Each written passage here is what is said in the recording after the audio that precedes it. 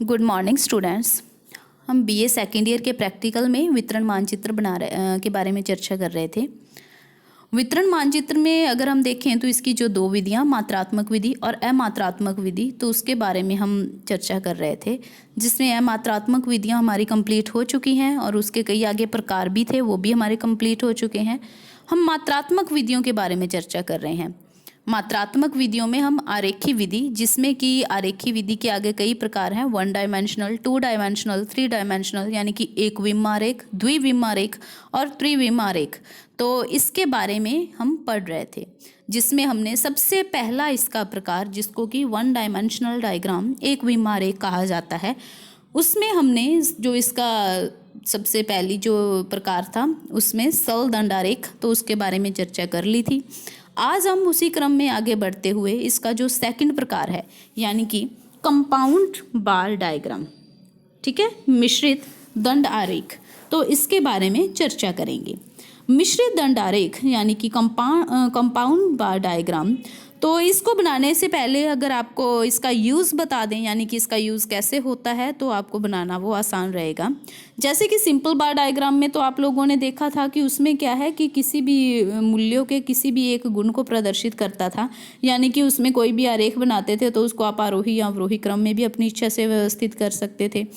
तो उसमें क्या था कि एक चीज़ थी कि उसमें डाटा एक ही दिया होता था। लेकिन मिश्रित दंड आरेख है, यानी कि कंपाउंड है, तो कंपाउंड में क्या होगा, तो इसमें क्या है कि जो मिश्रित दंड आरेख बनेगा, इसके द्वारा आंकड़ों के कुल योग और उसके विभिन्न भागों को प्रदर्शित किया जाता है।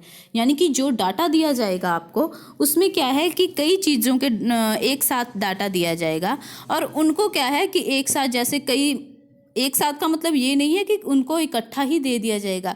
उसका मतलब ये है कि जैसे मान लो कि कोई भी एक चीज़ ले लेंगे, उसका अलग अलग वितरण बता देंगे, तो उसका जो अलग अलग वितरण बताया होगा या फिर उसका जो अलग अलग डाटा दिया होगा, आपने उसको क्या करना है, एक कंपाउंड यानी कि एक मिश्रित दंड में प्रदर्शित करना है। तो ऐसे आरेख बनाने के लिए सबसे पहले सरल दंड आरेख की भांति ही मूल्यों के कुल योग के बराबर लंबा स्तंभ बनाते हैं। जैसे कि आपने क्या किया है, सरल दंड आरेख बनाया था। सरल दंड आरेख में क्या किया था आपने, कुछ इस तरीके से वो बना था, उसमें लंब बने थे। तो इसमें भी क्या होगा, कुछ इस तरह से लंब बनेंगे, यानी कि ऐसे वो बार तो आप बना दोगे, लेकिन जो इसमें डाटा दिया होगा उसमें आप एक एक डाटे का अलग अलग नय बनाकर उसका, जैसे मान लो फर्स्ट जो आपको चीज़ दिखाई गई है, तो उसको क्या है, उसका जो कुल योग है, उस योग के जितने का लंब आप बनाओगे, और उतना लंब बनाने के बाद आप क्या करोगे, उसमें जैसे आपने वो लंब बना दिया, तो उसके पश्चात इसके जो मूल्य हैं उनको क्या है, अलग अलग उप विभागों में अनुपात के अनुसार विभाजित कर देंगे। जैसे कि जो उनका अलग अलग जितना भी वितरण होगा वो आप इसको दिखा दोगे। तो इसमें प्रत्येक खंड में संकेत के अनुसार रंग या फिर छाया भर देते हैं, यानी कि अलग अलग इसमें जो होता है, आप जैसे आप इसका इंडेक्स बनाओगे तो उसमें सिंबल अलग अलग दे दोगे, जिससे कि आप ये चीज़ है इसको आप अच्छे से समझ सकोगे कि इसमें जिस इंडेक्स में आपने जो चीज़ शो की है, तो आपको पता चल जाएगा कि ये जो सिंबल लिया है या फिर ये जो आपने इसके लिए जो आपने सिंबल यूज़ किया है, तो इसका मीन्स क्या निकल रहा है। यदि आरेखों में स्तंभों की संख्या एक से अधिक है, तो सभी स्तंभों के मूल्यों के उप विभागों का क्रम एक समान होना चाहिए, जैसे कि एक स्तंभ के खंडों की दूसरे स्तंभ के खंडों से सरलतापूर्वक क्या है, तुलना की जा सके। और इसी प्रकार अगर हम देखें तो आरेख में केवल एक स्तंभ होता है और उसके उप विभागों के मूल्यों को अवरोही क्रम में दिखाना अच्छा माना जाता है। अगर हम मिश्रित दंड आरेख में देखें तो इसको क्या है, प्रविभाजित दंड आरेख, यानी कि सब डिवाइडेड बार डायग्राम भी कहा जाता है। अगर मैं आपको वैसे इसके बारे में समझाऊं तो वो आपको ये शीट देखकर, जो आपकी अभी शीट तैयार होगी, इससे आपको क्या है पता चल जाएगा कि इसमें कैसे बनाया जाता है। सबसे पहले आप लाइनदार शीट पर इस डाटा को नोट कर लोगे। इसमें क्या है कि लोहे के इस्पात का जो उत्पादन है वो बताया गया है, 1978 से 79 के बीच का है, ये लाख टन में दिया गया है। सबसे पहले जो इसमें लिखा गया है, आप इसको नोट कर लेना, प्लांट, PLANT, प्लांट कौन से हैं। इसके बाद क्या है, इग्नट स्टील यानी कि सिलिका का इस्पात कौन सा कितना है। फिर क्या है, स्टेबल स्टील यानी कि विक्रय योग्य इस्पात, ठीक है, SALE ई सेलेबल, ABLE सेलेबल स्टील यानी कि विक्रय योग्य इस्पात। इसके बाद क्या है, पिग आयरन यानी कि उसमें कच्चा लोहा कितना है, फिर इसका ये है टोटल कुल योग। तो ये आपने क्या है, जो आप एक सारणी बनाओगे उसके ऊपर आपने डाटा हेडिंग जो है नोट कर लेनी है। अब हेडिंग के बाद आप लोग क्या करोगे, सबसे पहले जैसे इसमें प्लांट बताए गए हैं, प्लांट में कौन कौन से प्लांट हैं, सबसे पहले है इसको, फिर है भिलाई, फिर है टिस्को, फिर बोकारो, फिर राउरकेला, फिर दुर्गापुर। तो ये सारे क्या है, प्लांट हैं, ठीक है। इसको, भिलाई, टिस्को, बोकारो, राउरकेला, दुर्गापुर। अब इसमें क्या है, ये सिलिका का उत्पादन लिखा हुआ है कि टिस्को का कितना है, भिलाई का कितना है, ये इसमें क्या है, ये इसमें इग्नेट स्टील लिखा हुआ है। ये इसमें बाद में जो डाटा दिया गया है, ये क्या दिया गया है कि इसमें विक्रय योग्य इस्पात कितना है, यानी कि सेलेबल स्टील कितना है। इसके बाद ये जो डाटा गया है, इसमें पिग आयरन यानी कि कच्चे माल के बारे में लिखा गया है कि कच्चा माल कितना कितना है, और फिर इन सभी का क्या किया गया है, कुल योग किया गया है। तो आप इसको एक लाइनदार शीट पर क्या है, नोट कर लोगे।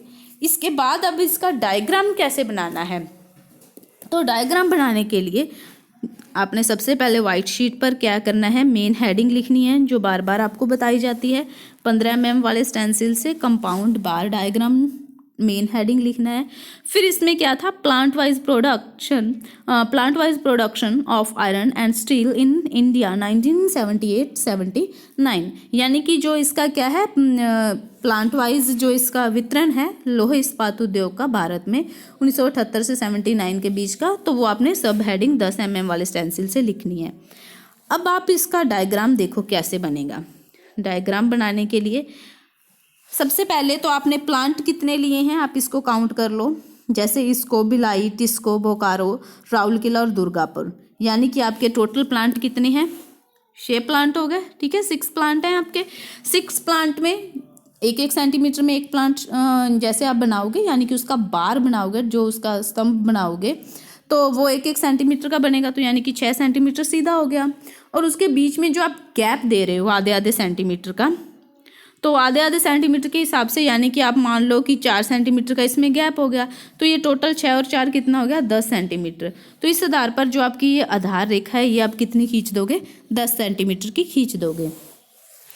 अब आपने डाटा देखना है। डाटा में आपने क्या चीज़ देखनी है, जो आपको ignite steel, saleable steel, pig iron और टोटल, इन सभी को अगर आप छोड़ के अगर आप टोटल में ही देख लो, ठीक है ना। इन सभी में तो क्या है, आपको ये चीज़ दिखानी है कि सभी में भी, चलो आप सभी के हिसाब से भी अगर अपने काउंट करें, तो सबसे छोटा डाटा आप देखो कि इसमें क्या है। जितना भी मैं देख पा रही हूँ, इसमें सबसे छोटा डाटा लिखा हुआ है 1.2, और उसी के आधार पर अगर हम देखें, सबसे बड़ा डाटा जो है वो कितना है, 67.3। तो ये जो क्या है कि आपने, यानी कि 1.2 से लेकर 67.3 तक का डाटा इसमें शो हो सके, आपने इतनी ये क्या है, लंब रेखा लेनी है। तो इसमें आप अगर 5 से शुरू कर दो, 5, 10, 15, 20 के गैप से आप 70 तक इसमें ये नोट कर दो, तो ये आपका क्या है, 67.3 तक का डाटा इसमें आ जाएगा। यानी कि अगर अपने देखें 14 सेंटीमीटर इसमें बन रहे हैं, ठीक है, ये 14 सेंटीमीटर की लाइन बन जाएगी। ये वाली क्या थी अपनी, 10 सेंटीमीटर की लाइन बन रही थी। जो ये डायग्राम में आपने 14 सेंटीमीटर की लाइन खींची है, इसमें फिर आपने 1-1 सेंटीमीटर का गैप दे देना है, और 1-1 सेंटीमीटर का गैप देने के बाद उसमें 5, 10, 15, 20, 25, 30 ऐसे डाटा नोट कर देना है। और वहीं जो आपने नीचे आधार रेखा खींची है, उसमें पहले आधे सेंटीमीटर का, फिर 1 सेंटीमीटर का, फिर आधे सेंटीमीटर का, फिर 1 सेंटीमीटर का गैप दे के निशान लगा लेने हैं। अब हम सबसे पहला जो देखें इसको का, तो ये क्या है, जो इसको का सबसे पहले वाला जो देखें, इसमें सबसे आप पहले बड़ी संख्या देख लो, यानी कि इसका टोटल देख लो कितना है। तो टोटल में आप लोग देखोगे कि 67.3 है इसका टोटल, यानी कि ये जो आप लंब रेखा है, ये आप क्या है, 67.3, यानी कि 65 से ऊपर और 70 से नीचे, यानी कि इसके बीच में 67.3 तक की लंब रेखा खींचकर इसको 1 सेंटीमीटर का चौड़ा करके फिर नीचे आधार रेखा से मिला दोगे, यानी कि ये एक ऐसा लंब बन जाएगा, ठीक है, एक ऐसा स्तंभ बन जाएगा। इसी प्रकार अब इसको एक बार छोड़ दो यहीं पे, फिर आप दूसरा देखो भिलाई का है 46.5, तो यानी कि 45 सेंटीमीटर से ऊपर आधे सेंटीमीटर का बीच में गैप दे दिया, और 45 सेंटीमीटर से ऊपर यानी कि 46.5 है, तो 50 से नीचे तो ये एक खींच दी, जो एक स्तंभ और खींच दिया। इसी के आधार पर आप टिस्को का देखो, टिस्को का 33.8 का 30 और 35 के बीच बन जाएगा। और फिर इसके बाद है बोकारो का 27 सेंटीमीटर, यानी कि 27, 25 और 30 के बीच का बन जाएगा, 27 शो करना है। फिर है 23.6 राउरकेला का, तो 23.6 यानी कि 20 और 25 के बीच में लाइन बन जाएगी। और इसके बाद सबसे लास्ट वाला जो है दुर्गापुर का 18.8, यानी कि 20 से थोड़ा सा कम, ठीक है। तो ये वाला आपने क्या करना है, इसका ये आप नोट कर दोगे।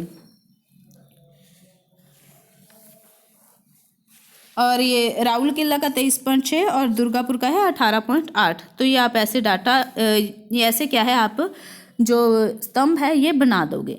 ये तो आपने क्या कर दिया, सीधे सीधे स्तंभ बना दिए।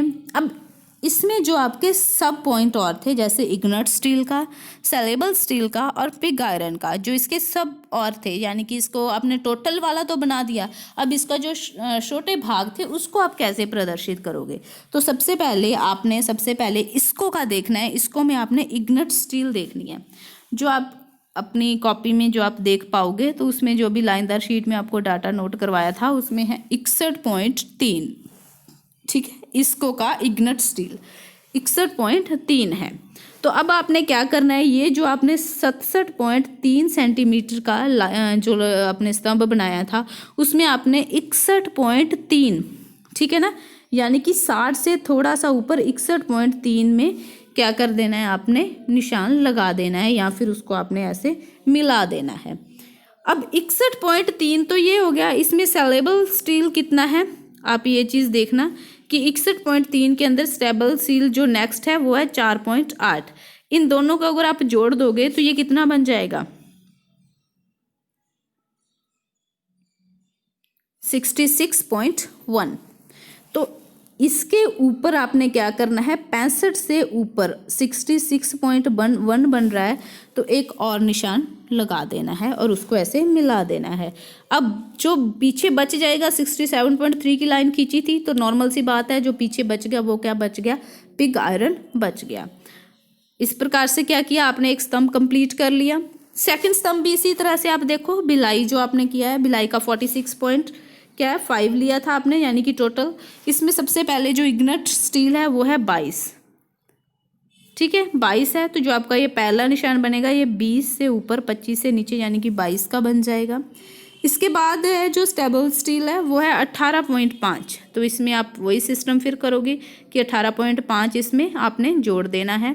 तो इसको आप जोड़ दोगे तो ये कितना बन जाएगा, 40.5, यानी कि 40 ही आपके सामने लिखा हुआ है, इससे थोड़ा सा ऊपर 0.5 का निशान लगा देना है। तीसरा अपने आप पिग आयरन निकल आएगा 6.0, ये अपने आप निकल आएगा। तीसरा भी आपने इसको भी इसी प्रकार से निशान लगाना है, बोकारो का भी, राउरकेला में भी और दुर्गापुरा में भी। तो ऐसे क्या करना है, आपने ये सारे निशान लगा देने हैं। अब आप निशान लगाने के बाद क्या करोगे, ये निशान तो आपने लगा दिए, लेकिन इसमें आपको कैसे पता चलेगा कि पिग आयरन का कौन सा है, सेलेबल स्टील का कौन सा है और इग्नट स्टील का कौन सा है।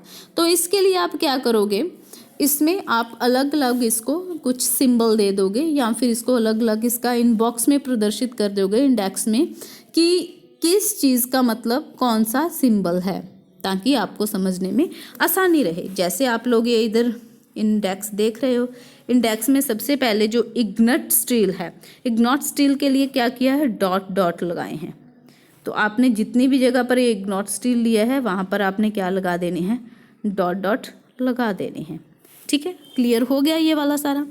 सेकंड जो आपने सेलेबल स्टील लिया है उसके लिए क्या है, लाइनें खींची हैं। ठीक है, लाइनिंग की है, तो लाइनिंग जो इसके ऊपर वाला है सेकंड नंबर में सभी जगह यही है, तो आप इसमें क्या है, ऐसे लाइनिंग खींच दोगे। तो लाइनिंग खींच दोगे ये सभी बॉक्स में, तो इससे आपको क्या पता चल जाएगा ये किस चीज़ को प्रदर्शित कर रहा है, सेलेबल स्टील को प्रदर्शित कर रहा है। इसके बाद जो लास्ट वाला बचेगा उसमें आपने क्या करना है, पिग आयरन। पिग आयरन के लिए आपने कौन सा सिंबल लिया है, प्लस का निशान लगा दिया है। तो यानी कि जो सबसे ऊपर ऊपर वाला हिस्सा है उसमें आपने क्या कर देना है, प्लस प्लस के निशान लगा देने हैं, जिससे कि आपको पता चल जाएगा कि ये क्या है, पिग आयरन है। अब जो सिंबल आपने दिए हैं उसको आप इस इंडेक्स में शो कर दोगे और उनका आगे नाम लिख दोगे। इग्नॉट स्टील के लिए कौन सा दिया है, सॉल्युबल स्टील के लिए कौन सा है और पिग आयरन के लिए कौन सा है। तो इस प्रकार से क्या है, नीचे जैसे जैसे आपने जो स्तंभ बनाया है, सबसे पहले इसको था, फिर क्या है भिलाई, फिर टिस्को, फिर बोकारो, फिर राउरकेला और फिर दुर्गापुरा, ये इसके नाम लिख दिए। ये क्या था, इधर इनका प्रोडक्ट था, यानी कि ये कितना कितना है, तो ये इसकी मात्रा लिख दी। तो इस आधार पर क्या है, ये जो हमने डायग्राम बनाया है इसको क्या बोलते हैं, कंपाउंड बार डायग्राम। तो आई होप कि आपको ये समझ में आ गया होगा कंपाउंड बार डायग्राम के बारे में। तो इस प्रकार से क्या है, आपने इसको वाइट शीट पर नोट कर लेना है। आई होप कि आपको समझ आ गया होगा। Thank you.